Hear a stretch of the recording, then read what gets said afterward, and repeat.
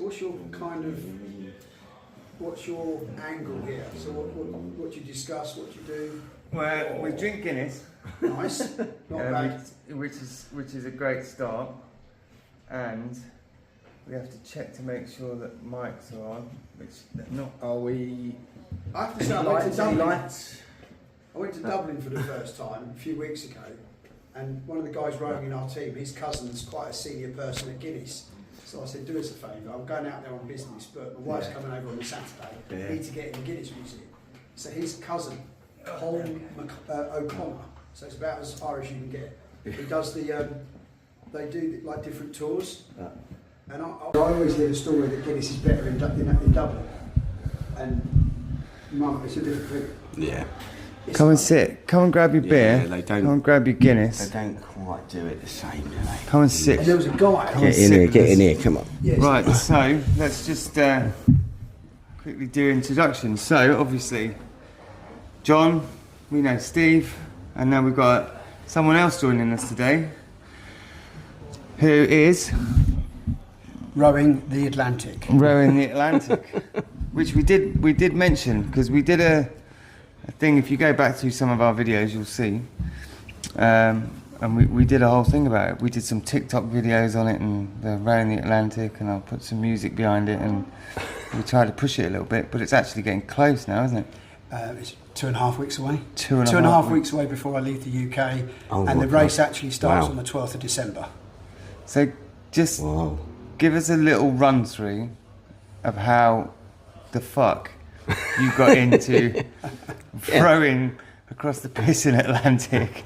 Because if someone asked me, do you fancy rowing across the Atlantic?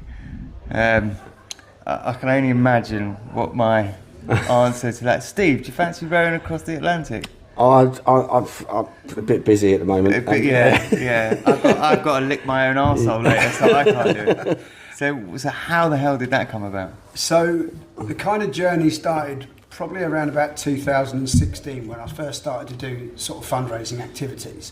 And it started off by doing things like Tough Mudders. My wife used to have a personal training business, so she had about 20 or 30 clients, and we used to do these Tough Mudders. And I just loved training for something and then giving some money to somebody that kind of deserves it at the end. It sounds like a bit of a halo moment, but it actually is pretty good. And then we just decided to do the National Three Peaks. That was really successful. And then we progressed. And then one of my friends, my best friend, his brother served 25 years in the SAS, and he started to do polar expeditions. And in 2018, he became the first person to attempt to do traverse Antarctica, solo and unsupported. Right. And what sort of time, how long would that have taken to do that? 50 days. 50 days? Yeah, so that's solo and unsupported. And nobody had ever done that. There's not many things in I'm not in surprised. life. Yeah. So I was listening to his sort of 4-minute text message via his UK management team, I suppose, for want of a better word. And I thought he nearly died. He fell down a crevasse with the pulp landing on top of him. And I thought, Jesus, this is a guy who's been in combat zones all his life. And now he's doing something for no money to raise money for charity. And I just thought, I've got to get my act together. So I literally booked to climb Kilimanjaro, and I did it 2 months later. And that whole experience just was very empowering. So you meet, obviously, the people around Kilimanjaro, the Tanzanians, you know, a lot of their economy comes from that mountain, plus summiting a mountain is pretty spectacular. Yeah, of course. And I did it and raised about 6,000 or 7,000 for a local charity. And then 2 weeks when I got back, I then did a jungle survival course in the Amazon with an Amerindian tribe and an ex-SAS officer. And, you know, I've got... So you've been around them. Yeah, so that was like a bit different because I'd planned to do that later in the year. Just a bit. But With Kilimanjaro, what was it like height-wise, the high you got? What was that like? We all got altitude sickness, but not severe. Yeah, I've heard it. And Do you train for that beforehand? Do you get any to acclimatise a bit or not? You can, but it's not really realistic because it's all about your body, how hydrated, how much sleep you've had, how much calorie do you have in your body, so you can't and then it's replicate. a bit of mindset. But it is not easy. So when people think Kilimanjaro, because a lot of celebrities have done it, it really genuinely isn't easy. But there is something about being above the clouds when you wake up and then doing that last push at sort of 12 o'clock at night. It is really quite amazing. And then, you know, 2 weeks later, I'm in the Amazon, you know, flipping taking photographs of anacondas, and I've got a set of piranha teeth at home with the first piranha I caught. But you get to learn, because it's a military grade survival course, Yeah. you learn the myths surrounding all the creatures. If you see a creature in the Amazon, it means some other predator has seen it, and therefore it's not going to be around. Yeah. So you have to find these things, but they're everywhere. Yeah. So, you know, at home I brought back my piranha teeth and my bow and arrow from the tribe, and trying to get through customs with that was quite interesting. Yeah, unbelievable. With my machete. Yeah. And then I really enjoyed that. And then So it's not anything to declare, and you just. well, it kind of Yeah. was, but then Just the get me when the guy down. pulled me over, and I pulled out the bow and arrow, and then I pulled out the machete, and I said, well, that was declared. And then he said, have you got anything? I said, well, actually, I've got some piranha teeth, but Piranha I'll teeth. show you I actually caught it in it. After a while, he's just going, I'm not going to ask he you did anymore. actually, he said too much paperwork. And then I was training to do a Canadian Wilderness Challenge, which was a 200k canoe across the wilderness, and then a 100k climb out, you know, with your backpack and everything, and that cancelled because of lockdown.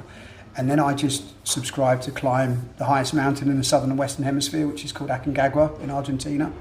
So I did that, but I didn't summit. I actually got proper altitude sickness where I coughed up blood. Ooh. And the only benefit for that was I had 4 or 5 days to spend in Mendoza, where I then ate loads of steak and went on a wine tasting. Well, I mean, out of, While you're there. out of the two, I'd give you more money for charity to watch you get pissed off and eat steak. But the row came about. I kind of heard about the row in 2018, and then I spoke to some people, and nobody wanted to do it with me. It's 100,000 minimum at that time to do it. Yeah. And the only person I got to actually accept verbally was my mate's brother, who served in the SS. And then when he found out what time of the year it was, it conflicts with his polar expedition, so I was back to square one. And then, really by pure chance, my father passed away in 2022, and about a week later I was in Spain, and I was just talking to my mum and my wife about, you know, my dad and everything, and my mum said, look, you know, one of the expeditions he really wanted you to be successful in was the row. Yeah. And that afternoon, pure coincidence, I got an email from a guy called Niall Brannigan, who's now my skipper, saying, look, we've got a team, we need some extras, you know, we've already bought our boat, we've already got the money underwritten for our campaign, you know, we've already, you know, entered the race, are you interested? It was like tick, tick, tick, tick, tick. Yeah. You know, 2 years on, Perfect. we're doing it in a couple of weeks. So what the training was it 2 years on because of the training, or that's just how it landed? This is 2 years of training. Yeah, so typically, So tell us Most- tell us a yeah. little bit about the training then. 'cause so that's- most teams that enter this kind of race have never rowed, right, have never done anything quite like it. So from that basis point, we're all fairly similar.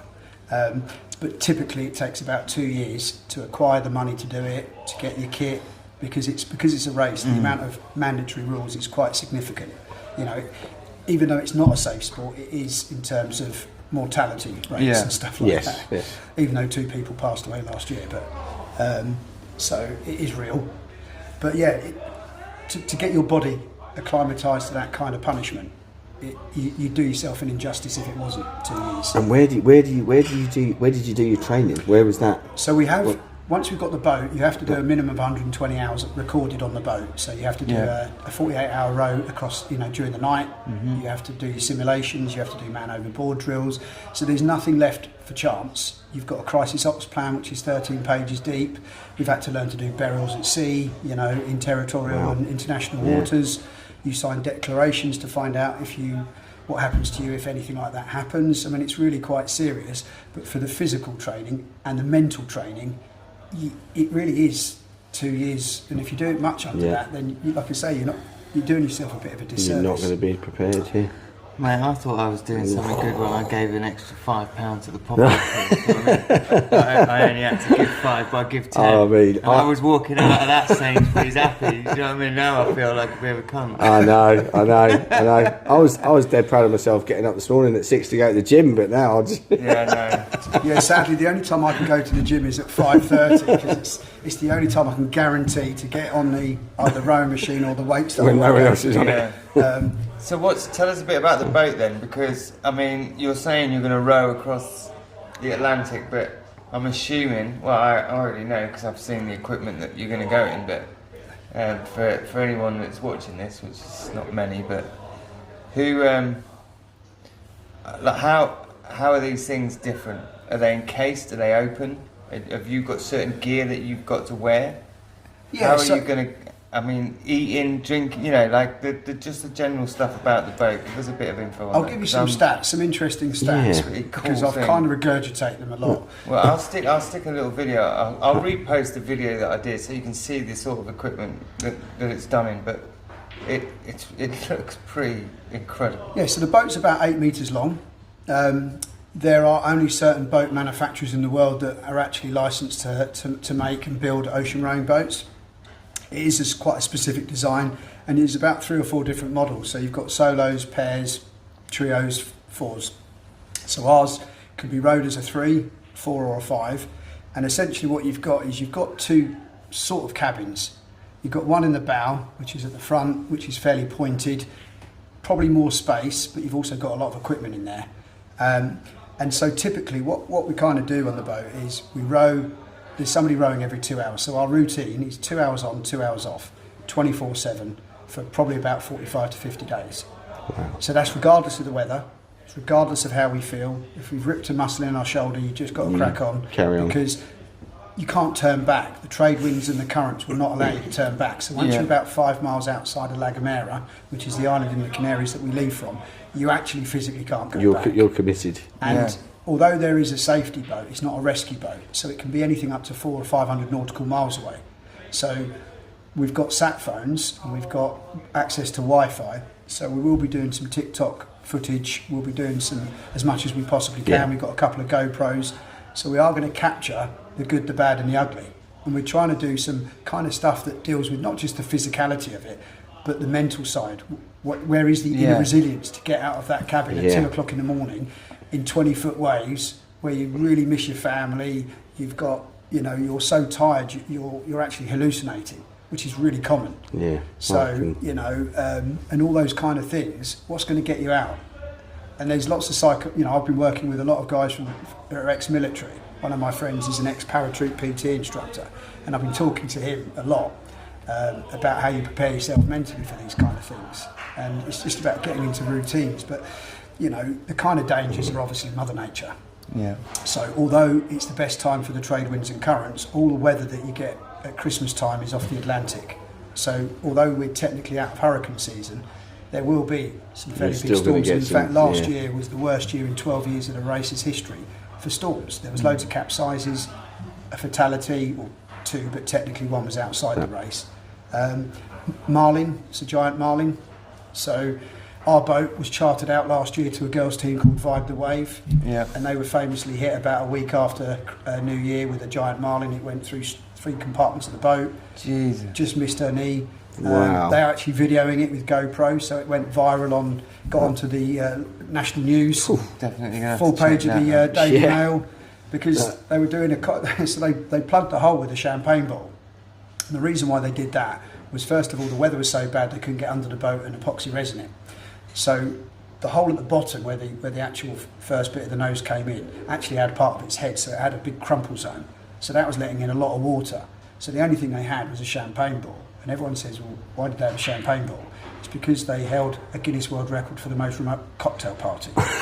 Obviously. Right, why would you- I was thinking you'd say they were saving it for the end when they finished. I wasn't expecting that. I don't want to appear sexist, but I mean, there is only going to be an all-women's team that comes up with, like, well, let's have a record. We've got to do something whilst we're out there. Let's have the most remote. There's not a guy that's on Earth that's going to come up with that. I know. It is definitely an all-woman team thing. But it is legend how they dealt with it. Yeah, because definitely. they were really, That's amazing. You know, ingenious with the way they did it, and they happened to be showing some GoPro anyway, so they captured it.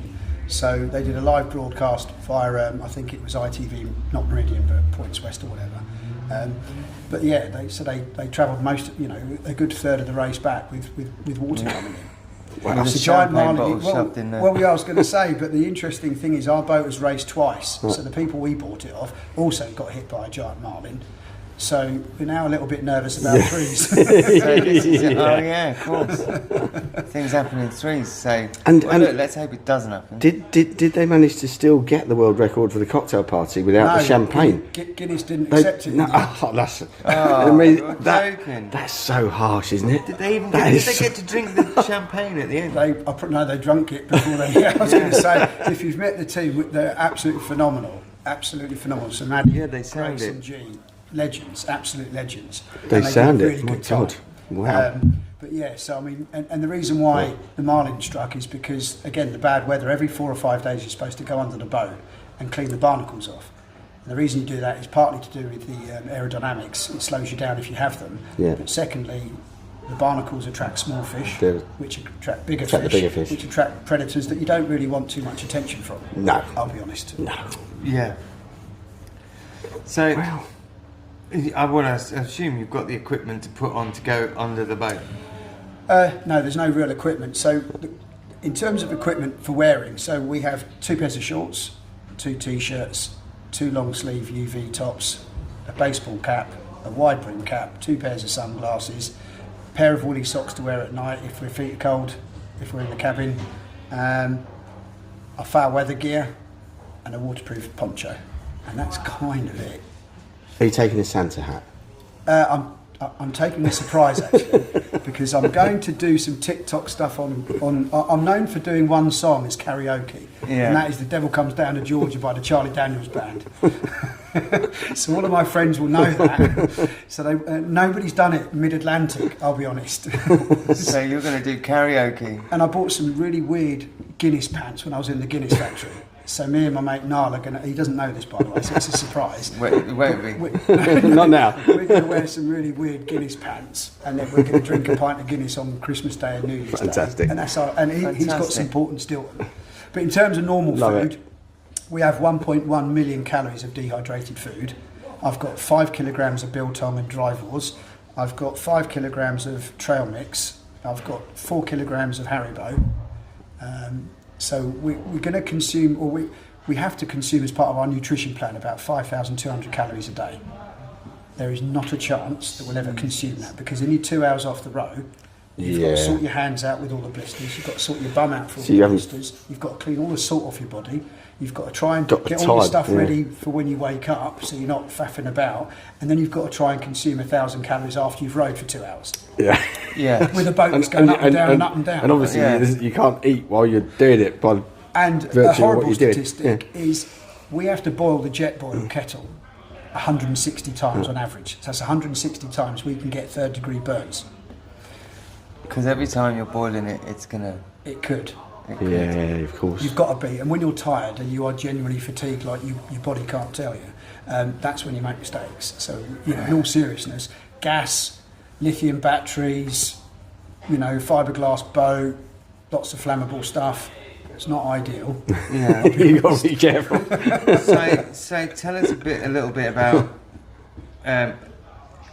you're raising money, obviously. Yes. So tell us a little bit about the charity that you are literally risking your life and possible limbs over, Yeah, because so- it's got to be good. Yeah. If it's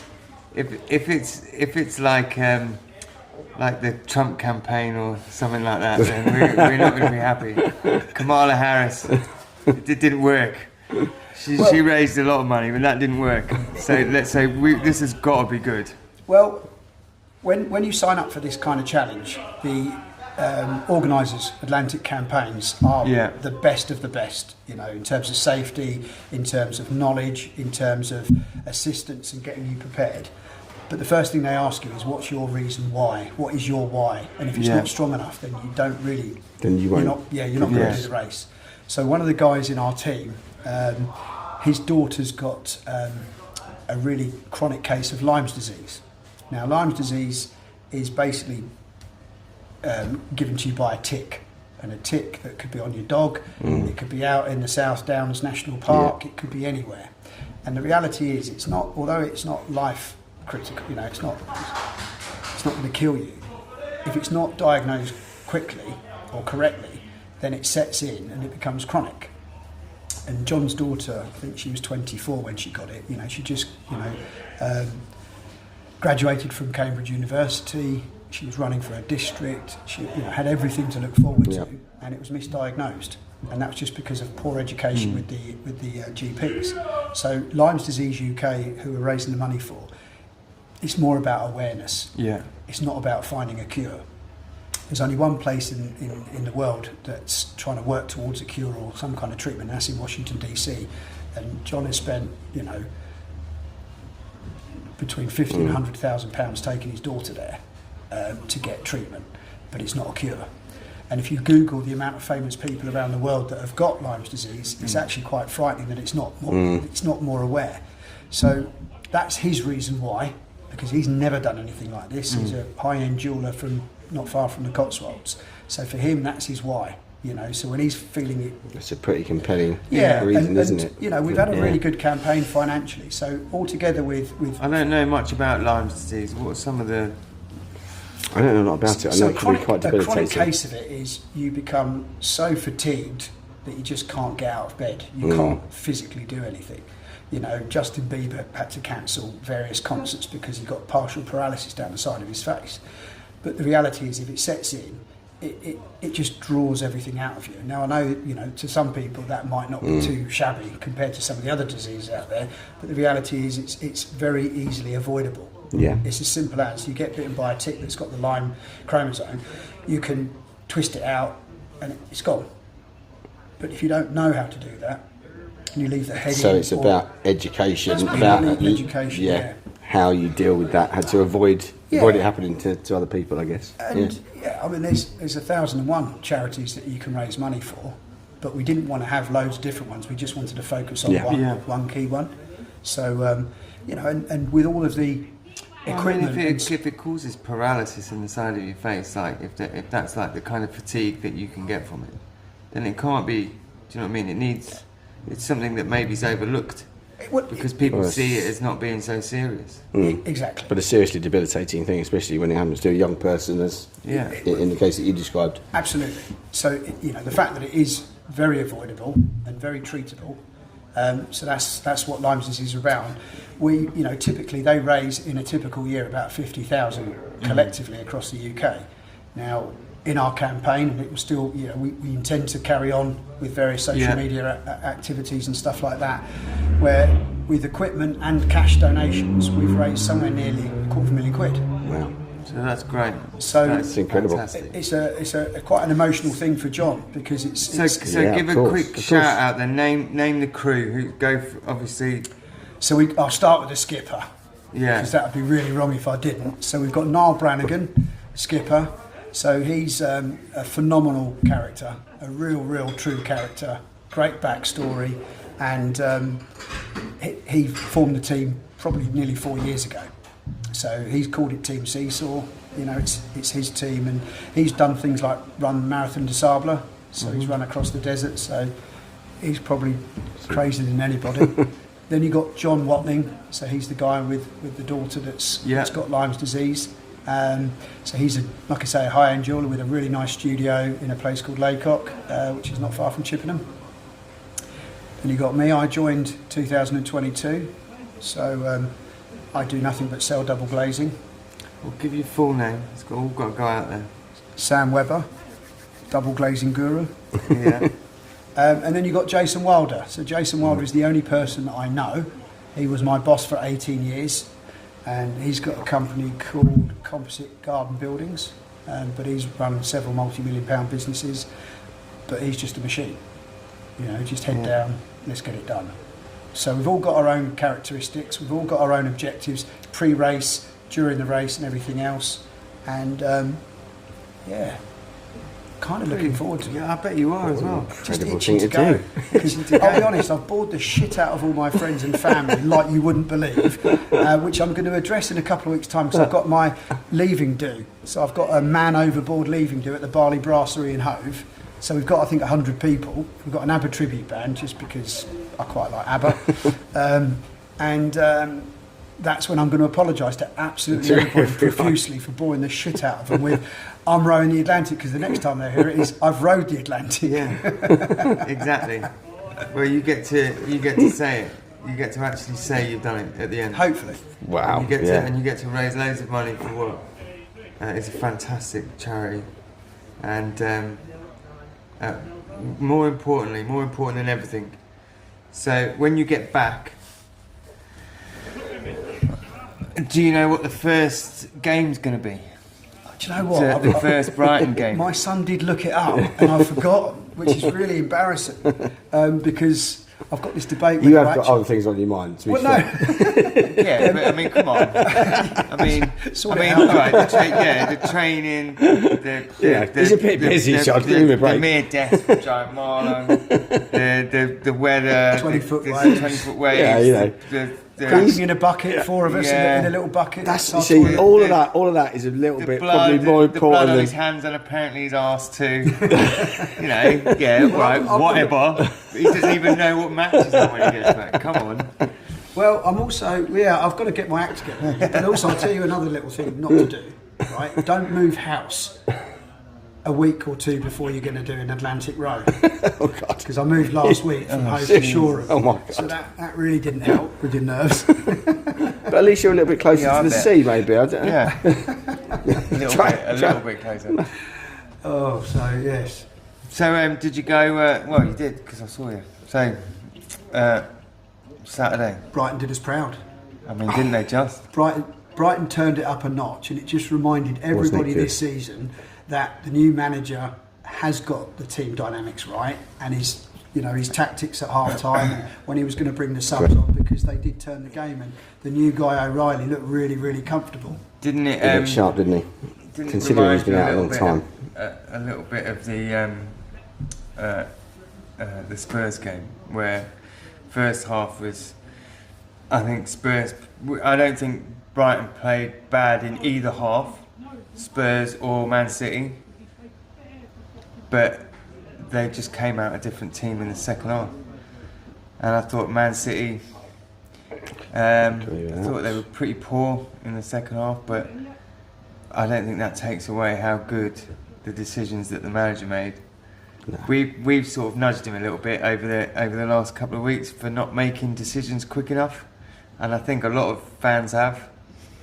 But half-time change, two more, not long after, and O'Reilly looks. He looked comfortable. That's the thing. He looked comfortable. Looks like he's been in that team for a while. Slotted He in did, very well, absolutely. didn't he? And Yeah, very, very well. I was saying earlier, I stayed up to watch the commentary on Match of the Day just to sort of get a professional's view on it, not just my distorted Brighton fans' view. Yeah. And they were so complimentary. You know, yes, you expect someone like Man City to come out in the first half and kind of, do what they do.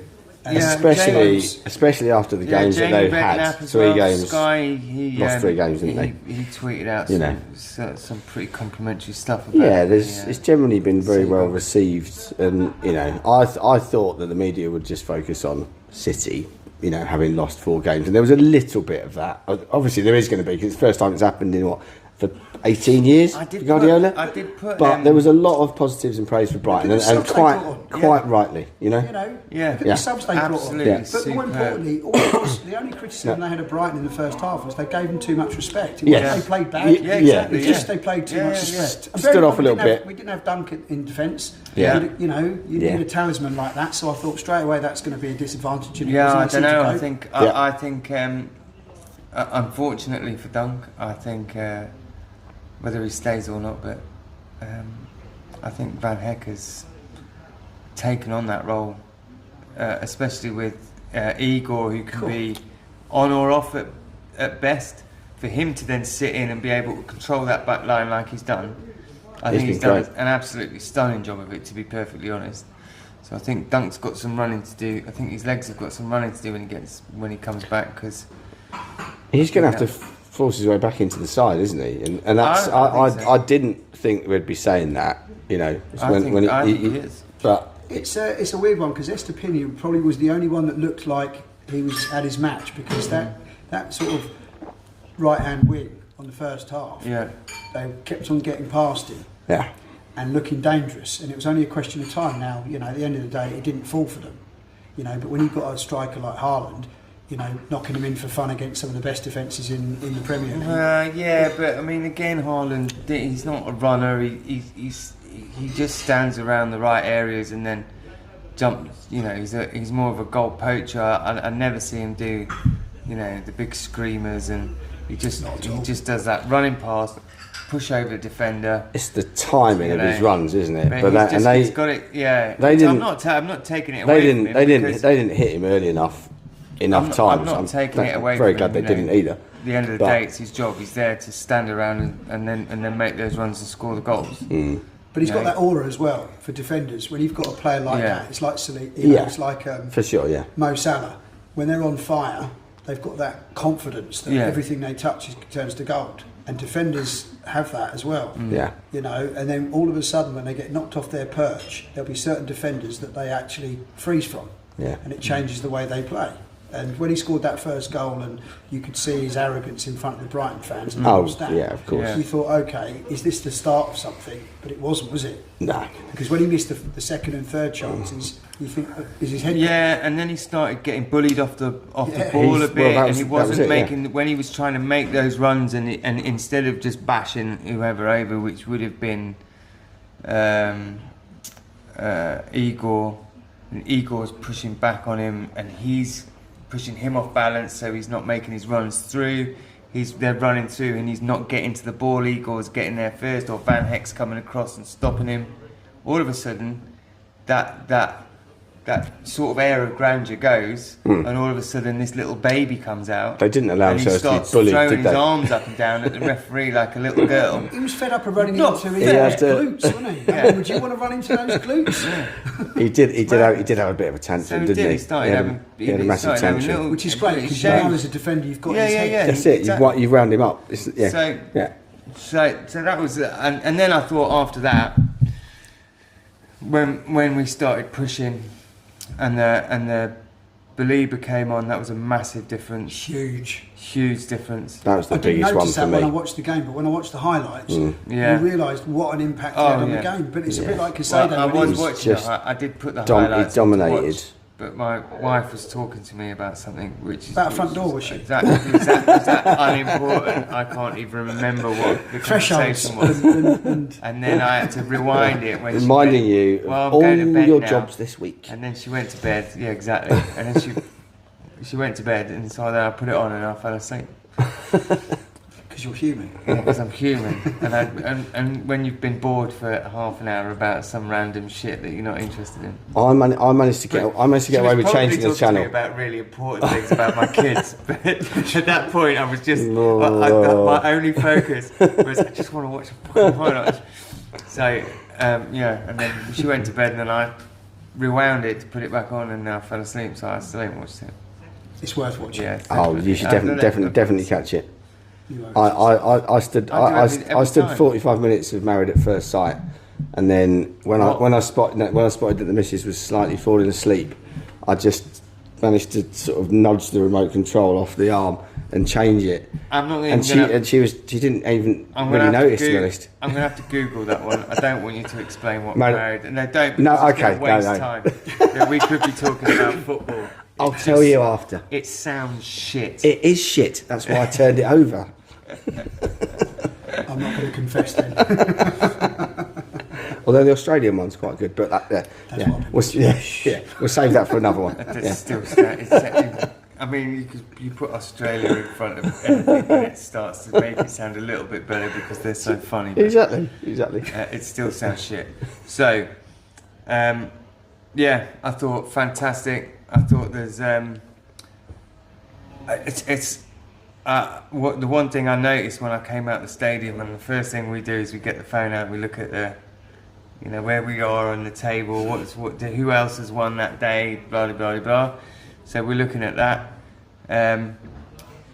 Someone, was it you? I can't remember. Someone said, mind the gap on the train between Brighton and Crystal Palace. And Palace. Yeah, it probably was me. It probably was me. which I just sort of heard behind me, and it made me laugh. So that was a lot of other people laughing on the train. So that was quite good. Wolves managed to win their first game of the season, Southampton. Again, It was labelled And as Ipswich. the sack race that game, wasn't it? So But Ipswich and Ipswich beat. Now, they the did well. lad I work with, Matt, and his daughter, and he's been waiting for her to get to an age where he can start taking her to football. She's a diddy one. She's like, Yeah. but she walks and stuff, but she's like that age. I don't know how old that is, Matt, but that's how old she is. 15 if you look my family. Yeah, she's about 5. I think she's like 5 or something, 4 or 5 or 6, somewhere around that age. So he's a Spurs fan. That's his first mistake. First game. No, Took her. he didn't. Yeah, he went to Because he the thought, shop but first. you know what he's thinking, don't He you? went He's to like, the shop. Ipswich at home. That's a banker. It's a banker. He bought the hat, the scarf, she was kitted out. Took a little step for her to stand on. I know, that was the old days. She's going, and she's doing all of that, and he's there singing, and she's singing along at the top of her lungs, and it was The story hasn't got a amazing. happy ending, is it? Well, look, I don't. But think- it's I a think good she did- introduction for life supporting Spurs. Because, Yeah. you have to get used to it, haven't you? As much as you think you're going to be doing well, eventually you're just going to lose. Well, my family. But yeah, anyway, my mum's family but from she Ipswich. loved it. Like, it doesn't take away They're the happy fact that then. he got to go to football with his daughter Well, for the first time. I'm sure If it an would have been a ambition win, it would have been achieved. better. Of course, yeah. But I don't think it took anything away from him. I think she thoroughly enjoyed it the day. Yeah, of course. And First she's too game. young to care about winning and losing. Yeah. It kind of Yeah. doesn't matter. I mean, I grew up, my mum's side of the family from Ipswich, so my granddad used to have season tickets at Portman Road. Used to go there in the 80s when they had a really formidable team. You know, they had brilliant the then, yeah. first European pair with Arnold Tyson, Franz Tyson and Arnold Yeah. Buren. Weren't they the only? Are they not the only team That that's was ever Bobby- gone through Bobby the Robson, yeah, it was European Bobby Robson, yeah, campaign yeah. without being beat? Something like that, yeah. Yeah. I mean, Didn't they- obviously you had didn't Alan lose Brazil. one I mean, we had game? such Yeah. a good team at the time. And so I was a closet Ipswich fan for a little while, I'll be honest, you know. Yeah. But so I kind of enjoyed the fact that they've come up because all my cousins and everything are They've really done getting brilliantly. excited.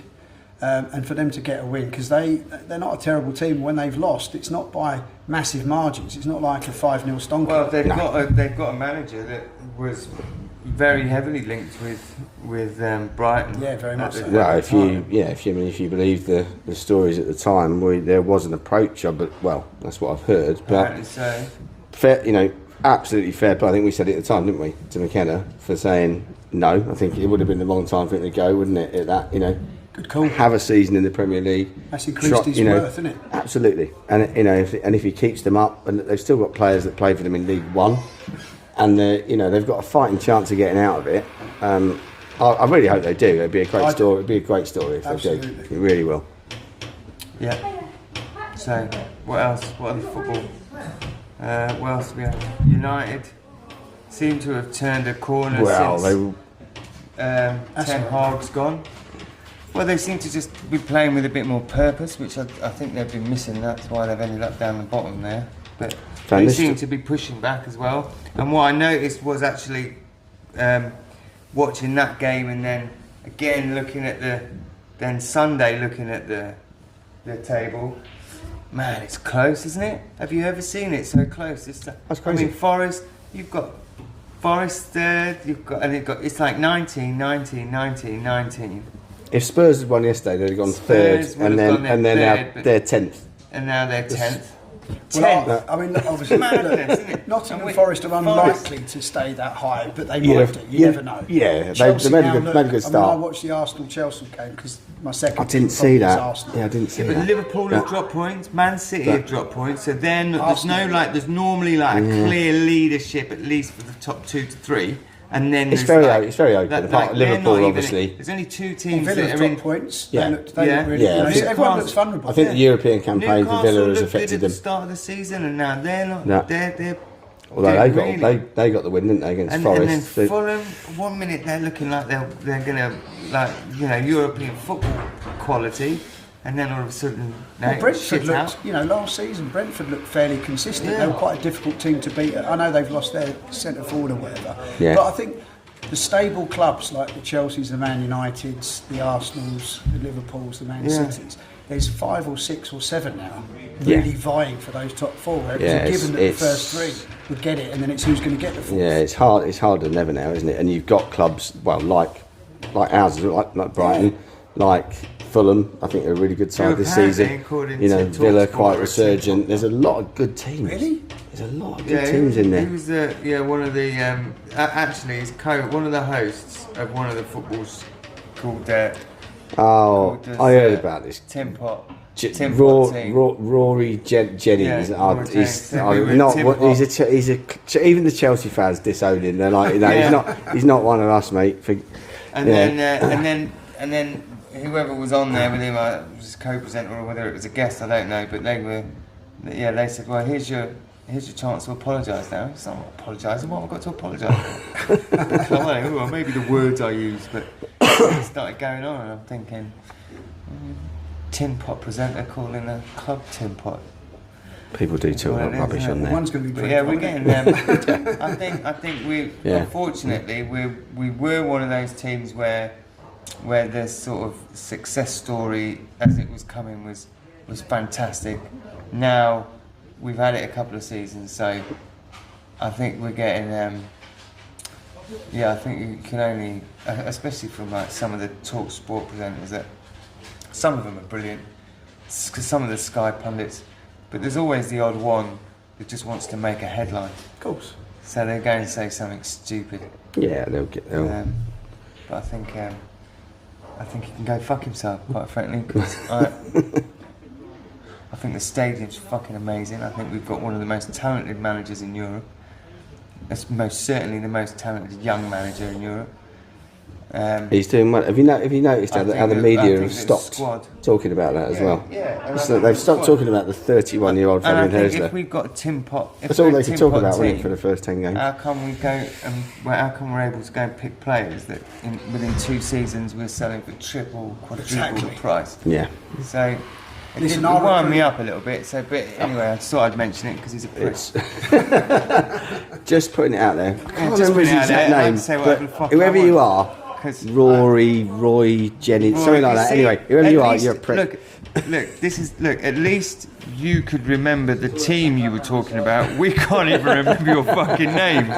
So there it goes. But yeah, so there is that. I think every now and then we do get a bit of stick, but we're largely pretty. We've been consistent for 3 or 4 seasons. We've gone from Exactly manager that. to manager Exactly to that. manager. Our recruitment process is unsurpassed anywhere else in the known world of football. Even though Chelsea have taken 2 of our fucking recruitment officers, like But it doesn't matter though, because They haven't got the algorithms. they've not got the keys to Tony's safe, Yeah, have well- they? They've not got those little keys. It's like that thing where it opens and the Yeah, you the gold can't- light There's comes. 15 Elon Musks we've got tucked away. Yeah, it's like the light that shines when it opens. Tony's got a The magic Holy Grail. box and he's got the key. Yeah, they can take In them the all they Bible, want. they had 3 wise men. Yeah. We've got a shed full of them. So good weekend. I thought football all round. I thought there was It was good very- wins by teams that haven't really had the best of luck this season, especially some of them because, like you were saying, I think that the likes of Ipswich and I won't say Wolves because they're shit. But the likes of Ipswich and Southampton and they do play decent football. It's not like There's they're not many bad boring football. games, is there? No, not really. You know who's going to get and Everton as well. They've struggled over the last, especially with points being taken off. That was the only boring game of the weekend. Did you see Everton West Ham, the 0-0? No, I didn't see the match of the day cameras panned to a West Ham fan who was he was almost falling asleep. He was yawning. I thought they panned to the Simpsons on stage. It Bit was harsh, but Not fair, mine, though. probably fair. But that was the only one. Bollocks. I Brett- bought my wallet and my phone's Brett- there, so I can't even pay for a round off my phone. I'll get You're him. gonna have to, Brentford, apparently the great entertainers. I heard on the radio on the way here, they've scored 22 goals and they've conceded 22 goals. That's pretty. I mean, That's a pretty good stat for not for Brentford fans. not great for them. People watching No, it. was their cash out, wasn't but yeah, but mate, We're but that is funny. yeah. Cheers. I do this every week. Oh no, I forgot my wallet. They normally I'll do the first round, so I'll pay off my phone. But obviously, I'm recording on it now, so. Oh, excuses. I've loved this weekend. I had all day at the pub and then the football and then trains were delayed and then the missus got the and then my son scored yesterday in his football match. Nice, very good. And that's four games in a row now, I think. So he's over the moon. A good footballing weekend. Yeah, our trumpeter for the minute silence was at the Amex did not put a foot wrong. Oh, absolutely flawless. I mean, you can't get that wrong. I'll never. That is an incredibly difficult thing to play. No, I appreciate that. Even the very best of trumpeters might get a little in there somewhere. As you go. And you'll hear it at the best of times, right? So it's expected.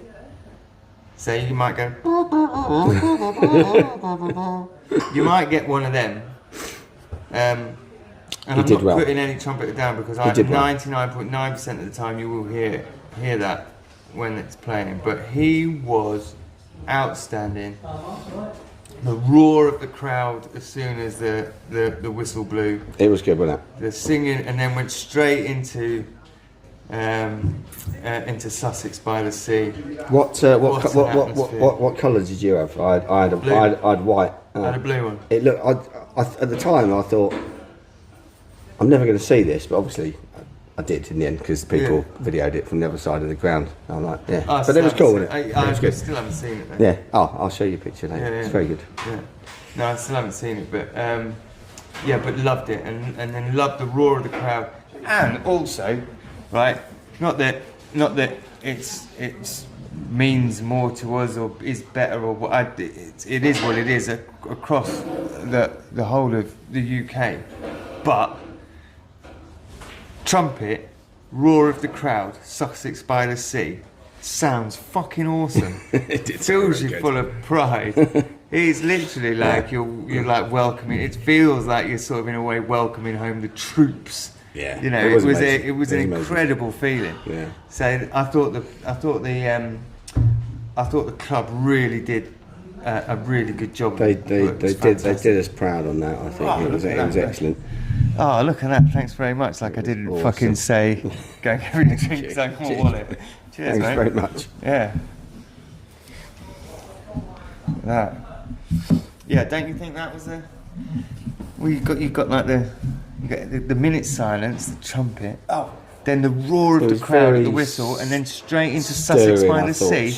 Oh. It sounded good on. Couldn't be more English. Sounded good on Match of the Day, which means something, doesn't it? Yeah, it couldn't have been more sort of jolly good English, could it? It sounded amazing. It drowned out the Man City fans. Yeah, absolutely. And I remember last season when they came down. Yeah. You know, they were a formidable force, but I think but they had a lot to cheer about, though, didn't they? Well, yeah. When I think there was one moment in the first half when it went a bit, probably after their goal, and they were all cock-a-hoop, and they started singing. What was it? It's something about they're basically taking the piss out of themselves about it sounding like the Etihad. I've never heard that. Right. That was the only time I heard them. Yeah. To be honest. Is this the Etihad? They were singing. Is this the But Etihad? they were drowned out. No. Second half. No, there's less empty seats. Yeah. They're not used to it, are they? No. They're just not used to No. it. So, I think like again to draw that same. I think it was like the Spurs fans just went. They were roaring and they just went silent. Yeah. Couldn't hear them. And I tell you what, actually, the Man City fans still singing on the train on the way home. Even after the game, they were still noisy. They were still singing. They were still having going fun. on the train, yeah. They were still having a good laugh. I think Newcastle, you get that a little bit from from Newcastle supporters, don't you? They get on. They even after the game, even if they've lost, they're all still jolly still and they all sing when still they're at sing and they They don't stop singing. Yeah. They're a little bit unique, I'll be honest. It's true. Cheers, Yeah, lads. it's a nightmare in the shower. Did you see the thing today about the referee? About the video of the ref? Have you seen this? No, go on. So the ref, I can't remember. What, I can't. No. He's the referee. He reffed the Liverpool Villa game at Yeah. the weekend, Right. and there's a video been released of this ref, and it's basically him saying that he hates Liverpool, and he's being egged on by somebody, a mate, whoever, Yeah. and he says, "What do you think of Jurgen Klopp?" And he's like, "He's a cunt," and this is a Premier League ref. Seriously, Yeah, he is. He was obviously talking to Sean Dyche, wasn't he? And it goes on. There's a few minutes, and then at the end. What's his name? I can't remember his name. I send him a birthday. Yeah, I said yeah. But at the end of the clip, he's like, you can't. No, this video can never go in. And it's come out today, and they've suspended him immediately pending investigation, as they He would. won't ref again. Well, Not- but there was nothing because they were saying in TalkSport they were trying to get in touch with him. Oh, he's not, And it took a few hours after this story broke for it to come out that he's come out and said that's not me. So he's basically claiming that it's some kind of deep lookalike. That it's a deep fake. He's claiming Yeah. it's a deep fake. So I'd do the same.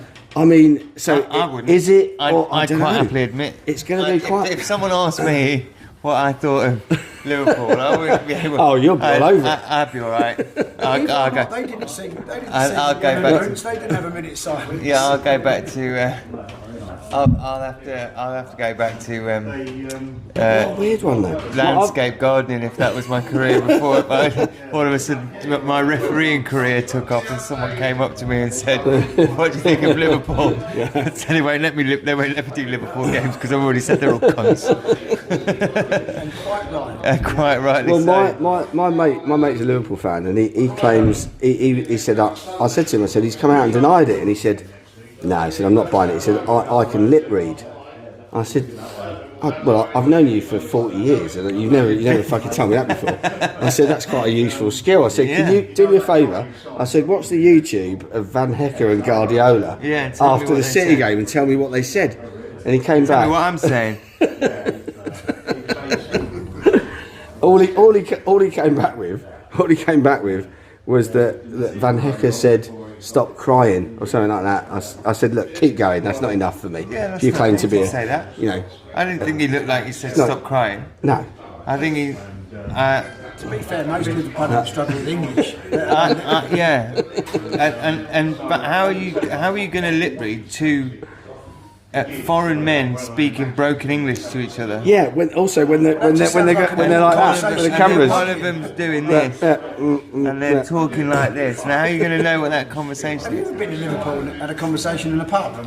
It's all broken English. Yeah, it's broken English or broken into. There's two options.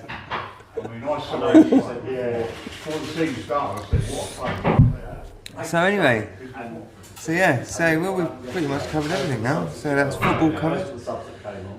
Charity, best for charity.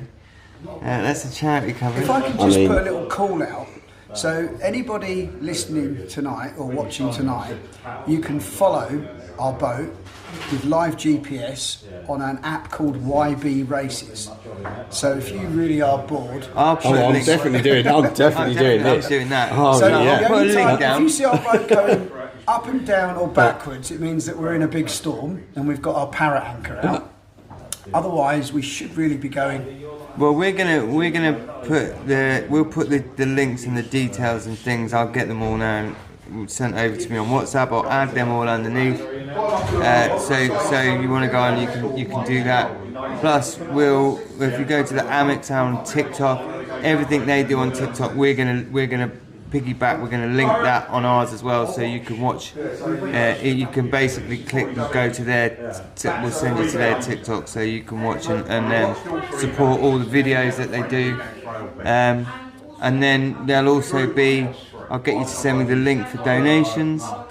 Oh yeah. So we'll get you send the link to the donations, which I'll make sure goes on all of the YouTube stuff, and then I'll also put links to that on the TikToks. So we'll separate all this. I'll do all those little bits. The whole thing will go in a whole. I'll download it all tonight or upload it, whatever.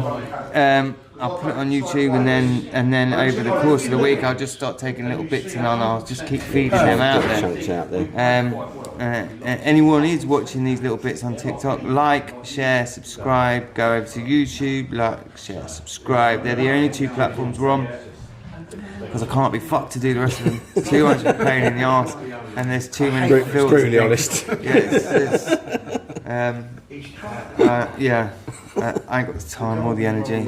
And if you lot want all of that, then start watching and commenting and sharing more, and then we might actually start earning a bit of money from it. Guinness might actually pull their fingers out their asses and start giving us a bit of credit for literally plugging their. I have my Guinness pants when I finish the run. Yeah, we're going to auction them off. Can we really? Can we auction your Guinness pants off? Yeah, There's an sweaty, extra dirty, fundraising grimy. stream right there. I promise Shit. you now, they'll be the only Guinness pants that have circumnavigated the Atlantic. I think you're probably 100% right about that. Yeah. I would absolutely. That would be absolutely stunning. Well, in fact, then, if that's the case, we're going to have a bit of a fucking auction here, aren't we? We're going to have to get Pat to put the word about, and we're going to have to do an auction. I'll be the auction. We'll do all that Have a business. word with him in a minute. Skinning them, can I have it back?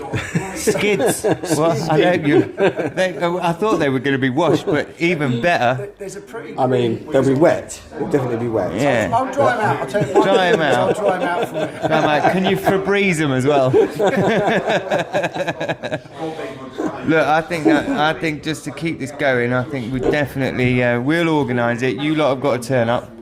Oh yes. If we can get something off of each of you, and we'll get some Brighton stuff. We'll get some shirts, some signed. We'll see if we can get some signed goodies. We're quite good at. Pat's quite good at getting that. And what we'll do is after Christmas, when the guys are back. We'll all get together. We'll have a bit of a party. We'll film the whole fucking thing, and we'll do an auction. Pat's just walked past now, so we're gonna fuck off. We're gonna go and organise this because it sounds like a right good laugh. And then we'll start. And we'll see if we can get Guinness to actually put some stuff in as well. Let's see what we can do there. I back that. I second that. Yeah. Cheers, guys. Good luck, mate. Thank you.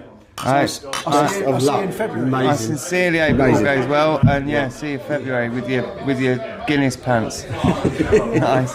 Go on, fuck off. That's. Go on there. Oh, fantastic.